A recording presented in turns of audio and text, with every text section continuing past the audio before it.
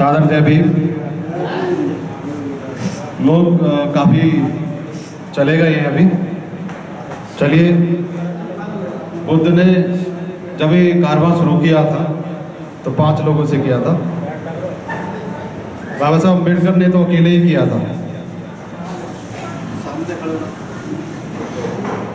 और जहाँ तक हम शुरुआत करें अपने परिवार की, तो पहले कोई एक व्यक्ति ही कैडराइज होता है, चाहे वो हमारे पिता हो, हमारा भाई हो, हमारी माता हो, कोई भी व्यक्ति कैडर से प्रभावित हो सकता है। और वो अकेला व्यक्ति भी परिवार और समाज को दिशा देने का काम करता है। इसी कड़ी में जो आज ये कार्यक्रम बहुजन जागरूकता मिशन ने किया है, सभी हमारे पुराने साथी हैं, इंजीनियर साहब सुंदरपाल गौतम जी, घनश्याम बौद्ध जी, बड़े भाई प्रवेश जी, और भी तमाम साथी हैं हमारे रामकिशोर जी, उनको बधाई देता हूं। और कार्यक्रम में जितने भी लोग हमारे अतिथि आए हैं, क्योंकि मैं भी इन्हीं का साथी हूं, मिशन मूवमेंट में हिस्सेदारी मेरी रहती है। और हमेशा कोशिश करता हूं कि अगर मुझे थोड़ा सा भी समय मिले, जैसे मैं अभी मेरठ से आया और किसी काम से यहाँ आया और मुझे जैसे ही पता चला पिताजी इसी कार्यक्रम से घर पहुँचे थे, मुझे तुरंत याद आया कि हाँ एक कार्यक्रम चल रहा है, तो मैं यहाँ आ गया। देखिए, हमारे जितने भी अतिथि यहाँ अभी वक्ता बोले हैं, उसमें एक हमारी बहन जी कैडर को समझा रही थी। शायद में भाई मुकेश गौतम जी ने आपको बहुत सारी राजनीतिक पहलुओं से और शिक्षा के जो मंदिर हैं, विद्यालय हैं, उनकी अहमियत आपको बताई। क्योंकि मैं एक सरकारी शिक्षक हूँ, उसमें भी तकनीकी शिक्षा में हूँ, इसको आप प्रोफेशनल कोर्स भी कह सकते हैं। बहुत सारे कोर्स ऐसे हैं जो स्वरोजगार के लिए प्रेरित करते हैं। क्योंकि सारे सब्जेक्ट यहाँ हो गए, मैं अपने से संबंधित एक सब्जेक्ट आपको बताना चाहूँगा। समस्या केवल शिक्षा की ही नहीं है, समस्या ये है कि शुरुआत कौन करे। समस्या ये है कि हमारे जितने भी महापुरुष हुए हैं, क्या वो सारे राजा महाराजा थे? क्या उनके पास पूंजी थी? क्या उनके पास बहुत बड़ी बड़ी डिग्री थी? सभी के पास तो नहीं थी। लेकिन जिसको जितनी जानकारी थी, जिसको जितना भरोसा था, वो उसी फील्ड में आगे चल पड़ा। या जिसने जहाँ जो चीज़ अनुभव की, वो उसी पे काम करता रहा और एक दिन हमारे बीच में एक महापुरुष के रूप में स्थापित हो गया। अगर इन सब की बात करें तो बुद्ध को हम एक ज्ञान पुंज के रूप में देखते हैं, जिन्होंने दुनिया में मानवता के लिए हमें ऐसा रास्ता दिया जो आपके हर एक रास्ते को सरल और सहज बनाता है। बिना बुद्ध के, बिना उस धम्म के रास्ते के आप में पहले वो व्यक्तित्व, वो चरित्र ही नहीं आएगा कि जो आपको आपके जीवन में सफल बनाने के लिए मजबूती देता हो। बुद्ध ने सारी बात मन पे अपनी कही है और मन से ही व्यक्ति का सारा विश्वास, आत्मविश्वास, ज्ञान, बुद्धि, बल, वो सब संचालित है। मैंने देखा समाज में बहुत बड़े बड़े विद्वान भी हैं, लेकिन उनका चरित्र वो बुद्ध से प्रभावित नहीं है। मैंने देखा समाज में बहुत बड़े बड़े धनवान लोग हैं, लेकिन उनका चरित्र, उनका जो आत्मविश्वास है, उनकी जो बुद्धि है, वो कहीं ना कहीं साम्यक नहीं है। और इसके अलावा जो तीसरा बल है, वो है सामाजिक बल।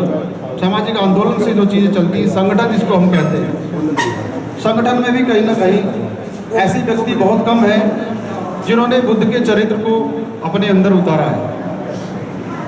कोई ना कोई उसमें ऐसी खामी जरूर रह गई है जो कहीं ना कहीं आपको जो समर्थ मिलनी चाहिए मिशन मूवमेंट में काम करने के लिए, या लोगों के लिए काम करने के लिए, या जिसे कहते हैं जन कल्याण में काम करने के लिए, वो नहीं मिल पाती।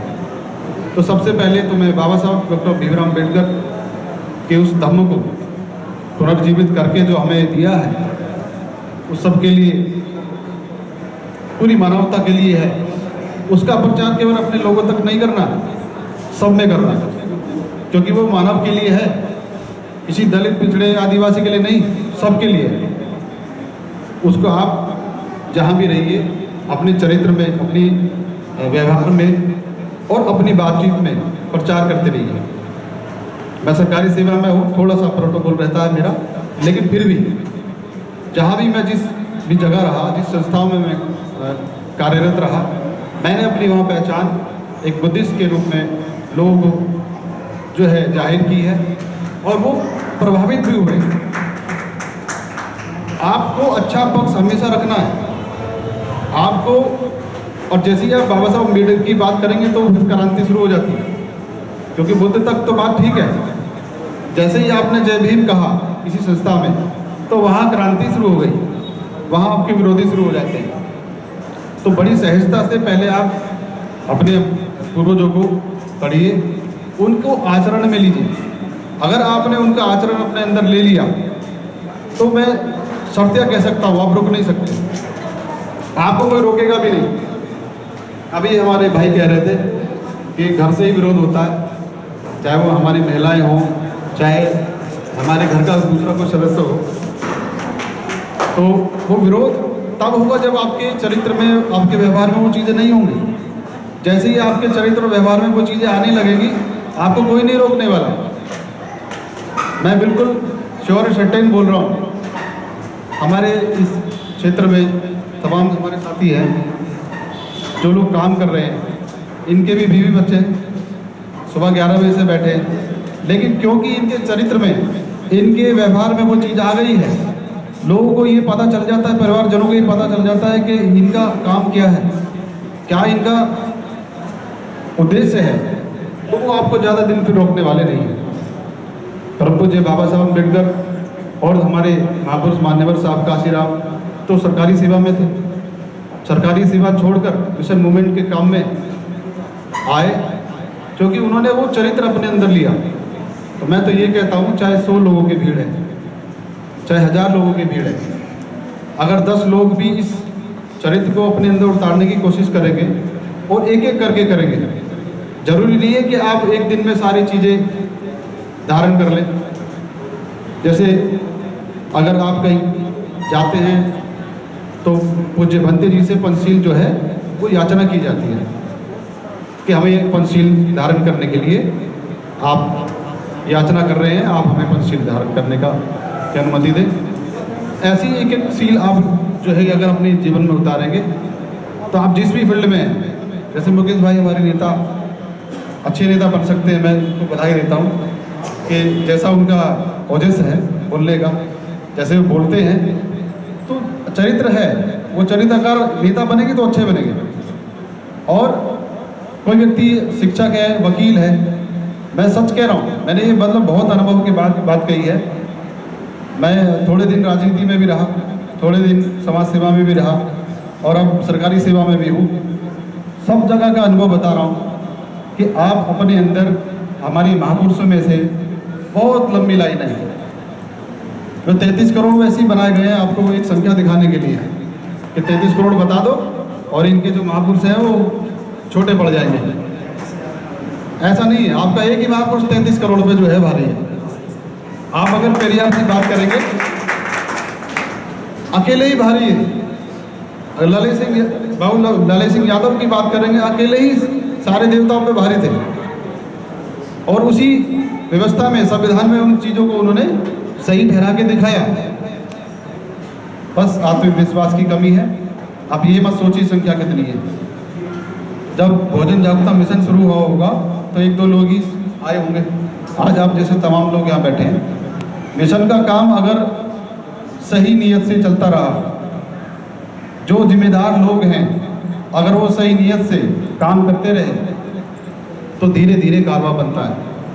कौन जानता था नवीन गौतम कौन है, मुकेश गौतम कौन है, या प्रवेश कौन है, या इंजीनियर साहब कौन है। लेकिन जैसे ही आप इस कारवा में जुड़े, आपकी पहचान भी बढ़ेगी, आपका मान भी बढ़ेगा, आपका सम्मान भी बढ़ेगा, आपसे लोग भी जुड़ेंगे। शर्त एक ही है, किसी भी महापुरुष को आप अपने चरित्र में उतारिए और उसको पढ़िए। वैसे तो मुझे जानकारी नहीं है कि क्या रहा होगा आज का, शिक्षा है या क्या है। चलिए, तो मैं बस रोजगार पे आपको, क्योंकि मैं तकनीकी शिक्षा से जुड़ा हूँ, तो रोजगार पे थोड़ी सी जानकारी मैं आपको देने के बाद अपनी बात को यहीं विराम करूँगा। तकनीकी शिक्षा में सबसे बड़ा जो हाथ है वो हमारी ही सरकार का है।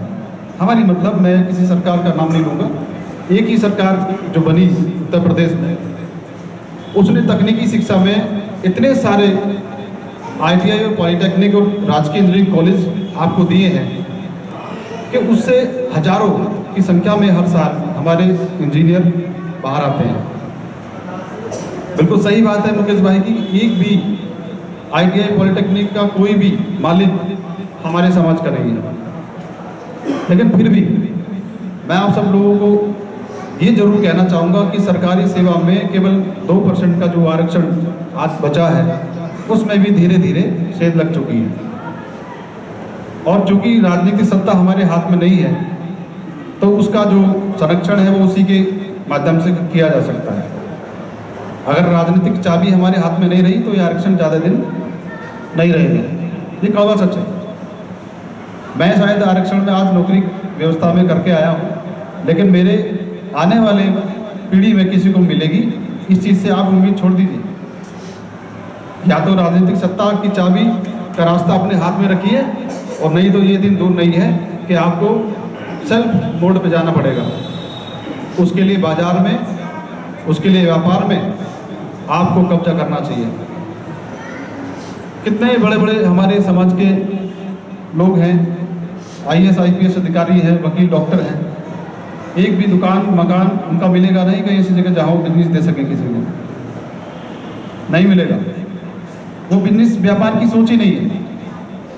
आज भी हमारे बीच हमारे जो बुजुर्ग हैं, जब रिश्ता देखने जाते हैं तो लड़का गवर्नमेंट सर्वेंट होना चाहिए, बस पहली सोच ही है, बिजनेस का कोई विचार दिमाग में नहीं आता। बहरहाल मैं आज ही जा रहा हूँ एक इस संबंध में। सबसे पहला देखिए, भाषण कैडर बहुत अलग तरह से दिया जा सकता है, लेकिन सहज बात यही है कि हमारी जो सोच है वो केवल संविधान से जो मिल रहा है, व्यवस्था से जो मिल रहा है, उसको कैसे लें, हम अपना क्या दे सकते हैं। हमारे भाई, बड़े भाई हैं रविंदर जी, जिन्होंने ये स्कूल खोला है। मैं 20 साल से कम परिचित हूँ, एक दो बार उनसे ट्यूशन भी पढ़ा हूँ। तो आप देखिए, क्या एक सरकारी व्यक्ति इतना समाज के लिए कर सकता है? वो चाहे तो 10 बच्चों की फीस माफ कर दे। क्या मैं कर सकता हूँ सरकारी सेवा में रहकर? क्या मैं कि बच्चे को फ्री पढ़ा सकता हूँ? हाँ, ये कर सकता हूँ कि मैं उसका वहन करूँ और उसको पढ़ाऊँ। एक दो बच्चा पढ़ा सकता हूँ, क्योंकि मेरी भी अपनी जिम्मेदारी है, परिवार है, समाज है। लेकिन अगर आपके दिमाग में एक ऐसी सोच है जो कुछ बड़ा करना चाहती हो, तो वो आपकी पीढ़ी को भी एक संरक्षण देती है।